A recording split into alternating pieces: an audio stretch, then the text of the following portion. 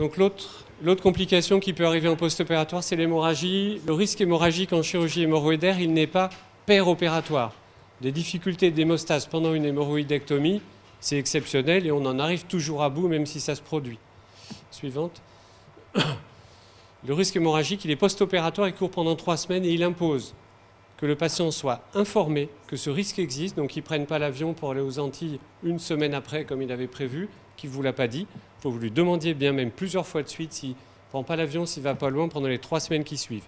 Il peut reprendre le boulot s'il fait une hémorragie en banlieue de Nice, ou c'est pareil que s'il est chez lui, je pense. Ça implique d'avoir que le patient ait à sa disposition un service où vous assurez la continuité des soins. C'est-à-dire que si vous dites le dimanche je ne travaille pas, il n'y a personne, si vous saignez, ben, saignez pas le dimanche. Donc vous pouvez l'adresser à un collègue. Donc ça implique de travailler soit en équipe, soit en réseau. Si vous faites de la chirurgie proctologique, pour gérer les suites, il faut que vous ayez des aides. Donc soit vous êtes un cabinet de groupe, et tous peuvent assurer les complications, ou vous avez un collègue local ou l'établissement d'à côté qui sait qu'il peut avoir à gérer vos complications. Il faut que ça soit prévu, que le malade soit informé, il sait qu'il a un numéro de téléphone, qu'il sache où aller. Et puis ça implique aussi d'évaluer le risque hémorragique qui dépendra des traitements associés essentiellement pour adapter l'indication de la chirurgie, éventuellement refuser une chirurgie si le risque est trop élevé. Suivante. Ça c'est une vérité, je l'avais entendu aussi quand on brancardait un type où je suis pendant que j'étais interne et qui faisait une hémorragie sur ulcère duodénal. On ne doit pas mourir d'une hémorragie digestive quand on est jeune. Ça peut arriver malheureusement. Quand le malade saigne, ça peut être très sérieux. C'est des fois géré un petit peu de façon retardée. L'hémorragie post-op en procto peut être très importante. Il suffit qu'il y ait un traitement associé, anticoagulant, des bêta-bloquants, un patient fragile. Ça peut mal se passer, il faut être réactif. Dans une clinique ou dans un hôpital, vous avez une grosse activité proctologique, il faut éduquer aux urgentistes. Oui. Le nombre de fois, quand ça saigne, quand ça se met à saigner, qu'il faut des caillots, et que l'urgentiste vous appelle en disant c'est pas grave, il a 11 grammes, je dis non, il est en train de se concentrer, nous on les reprend la nuit. Oui. On ne laisse pas saigner la nuit et voir si ça s'arrête le matin. Et souvent, des gens qui ont l'habitude de la chirurgie procto, même des chirurgiens, disent on verra demain matin, Oui. c'est que des hémorroïdes. On le transfuse, de toute façon il est stable. Oui. C'est à l'induction, il fait la vasoplégie. Si les sous bêta-bloquants, il réagit mal. Moi, j'ai un patient qui a des avancées, repris à minuit, on induit arrêt cardiaque, 35 ans, on l'a rattrapé. Ben celui-là, il n'a pas été rattrapé. Etc. On l'a rattrapé, mais j'ai entendu un insistir, putain, il a fait la donc on dit qu'il savait, on l'a rattrapé. Donc il faut y aller. Et il ne faut pas avoir à transfuser, c'est pas la peine d'attendre. Ça saigne, ça saigne. C'est pas un saignement que vous voyez couler. Il va aux toilettes pas forcément régulièrement, il se retient, il a des coliques, il se dit si j'y vais, je vais me faire saigner. Ça saigne, vous y allez. Donc il y a une culture de la gestion des risques et il faut que toute l'équipe, donc de l'urgentiste à l'infirmière, pour la surveillance, faites rentrer le malade à 9h du soir. Il faut lui dire qu'il aille sur les toilettes tout de suite s'il a envie, qu'il n'attende pas, si ça gargouille, qu'il ne se retienne pas, que l'infirmière l'accompagne, qu'il ne se lève pas tout seul, qu'il ne fasse pas le malaise, qu'il soit perfusé en arrivant, qu'il ait une carte de groupe, que l'anesthésie soit prévenue.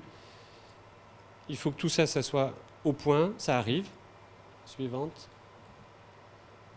Donc l'information, elle est comprise dans la feuille de la SNFCP, mais il faut la dire. Hein. Le risque hémorragique, moi je dis douleur, hémorragie et infection. C'est les 3 mots que je donne. Suivante. Je ne sais pas si elle a une diapo sur la fréquence. C'est à peu près 5 à 6% de la chirurgie hémorroïdaire, une hémorragie qui nécessite une réhospitalisation.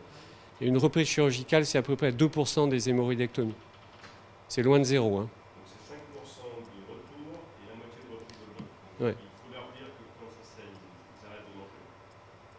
C'est pour faire comme ça. Bah, c'est des trucs très bêtes. Hein. Et c'est le même taux sur le longo. Chirurgie ouverte, longo, c'est ces taux-là en moyenne plus bons. Pour les mucopexies, on ne sait pas grand-chose. En venant dans le train, j'ai dépouillé les résultats des malades sous héparine en post-op. C'est un petit peu différent. Sous héparine en post-op, ils saignent 2 fois plus après mucopexie qu'après longo ou hémorroïdectomie ouverte. C'est une toute petite série, il y a peu de malades. Mais la mucopexie, il y a aussi un risque hémorragique post-opératoire. Donc vous avez opéré Madame CTS il y a 30 ans. qui a 30 ans, il y a 8 jours. Et donc la standardiste vous appelle en vous disant j'ai votre patiente qui saigne. Qu'est-ce que vous lui posez comme question? Quelle consigne vous donnez? Suivante. Ouais, allez-y. Alors, ben, c'est là les fréquences. Donc on les a données, on ne va pas les répéter. Suivante. On la redit aussi. Suivante. La chronologie jusqu'à J21, on avait fait 2 séries avec la clinique Tivoli et le service à Bagatelle. Donc c'était 2000 malades 2 fois de suite, donc opérés sur 1 an. Ça, c'est toute chirurgie confondue. Mais c'est le même profil pour les hémorroïdectomies. Donc c'est un risque qui court jusqu'à J21. Donc c'est pas 8 jours après qu'ils peuvent prendre l'avion, c'est J21. Et 90%, 50% c'est avant J8 et 90% avant J17. Au-delà de 15 jours en dehors d'anticoagulants, Pas beaucoup, mais ça peut arriver. Ça peut arriver. Donc le pilote de la rame qui est reparti chez lui 8 jours après, je lui avais dit, je l'avais noté dans le dossier. Mais il m'a dit je reprendrai mon avion, je crois qu'il a même piloté, je reprendrai mon avion 8 jours après. Je lui avais dit, c'était marqué dans le dossier. Ça s'est très bien passé, mais... En plus, il y a peut-être la dépressurisation. Hein? Oui, c'est hémorragie significative. Oui. Réhospitalisation. Non, réhospitalisation, pardon. Suivante.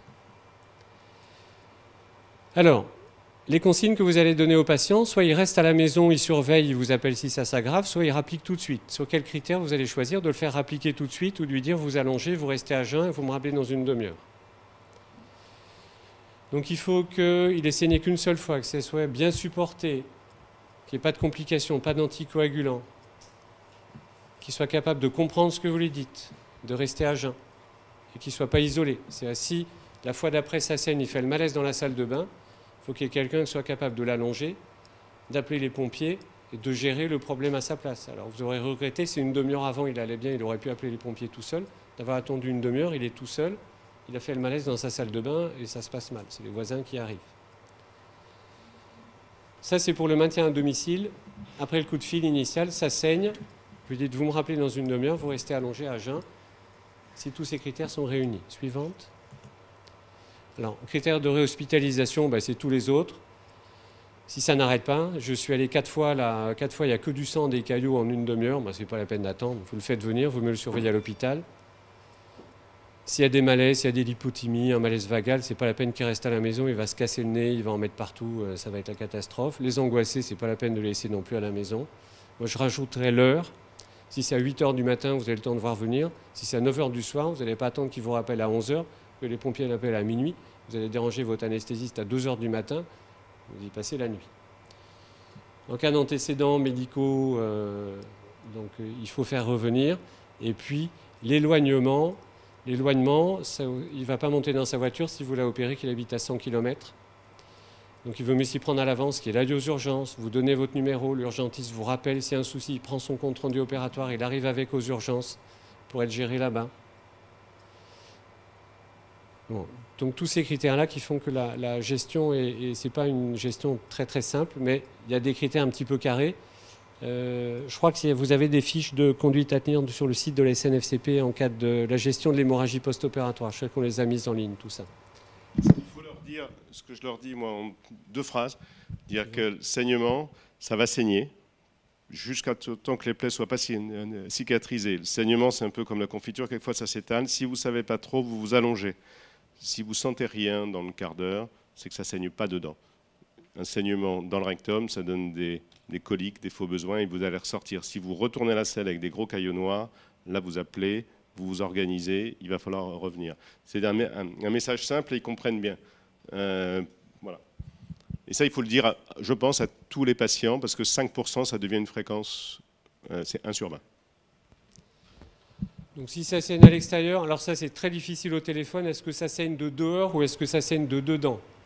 Le malade, il est sorti des cabinets, il en a mis partout, il a une couche, ça coule, il est incapable de vous répondre. Pourtant, c'est important. Si c'est une plaie externe qui saigne, il vient sous local, vous réglez le problème. Si c'est à l'intérieur que ça saigne, vous êtes obligé de le reprendre au bloc si ça ne s'arrête pas. Donc vous prenez l'anesthésiste ou pas, vous prenez les penseuses ou pas si c'est la nuit, vous demandez s'il y a un lit ou pas, etc. Mais en général, la réponse est impossible à avoir. Suivante. Donc les évaluations du saignement, c'est surtout sur la tolérance et la fréquence de l'hémorragie. Faites un hémio-Q quand il arrive. L'hémodynamique, bon ça c'est l'hémorragie, que ça soit de n'importe quelle raison. Suivante. L'hémostase sous-âgée, ben, on le fait, nous on les fait assez facilement parce qu'on n'a pas envie que ça traîne pendant des heures, que le malade se déglobulise. Et plus vous reprenez tôt, moins il a saigné, moins il sera fatigué après. Le lavement évacuateur, il y a des équipes qui font des lavements à l'eau froide pour décailloter, pour voir si ça continue à saigner. C'est un petit peu difficile à gérer. Nous, on n'en fait plus. Qui est-ce qui fait des lavements sur les hémorragies? Tu fais encore? Ça peut aider à faire l'hémostase, ouais. Donc c'est une arme que, alors, bon, ça ne se fait pas beaucoup, mais c'est une arme qui existe, qui est possible. Donc à l'eau froide, une irrigation rectale avec une sonde urinaire un petit peu grosse. Et puis vous faites évacuer, puis ça vous permet de voir si ça saigne encore. Ça peut être quelque chose à utiliser. Suivante. Voilà, puis on avait publié suivante, je pense qu'on a fini.